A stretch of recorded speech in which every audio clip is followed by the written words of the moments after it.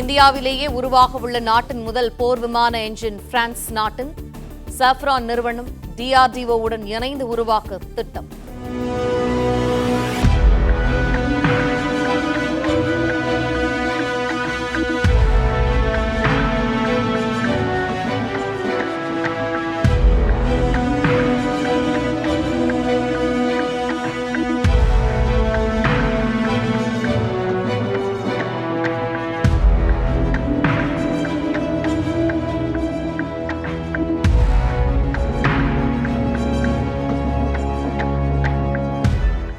Play store மற்றும் app ஸ்டோரில் இருந்து பாலிமர் செயலியை QR கோடு மூலம் பதிவிறக்கம் செய்யுங்கள்.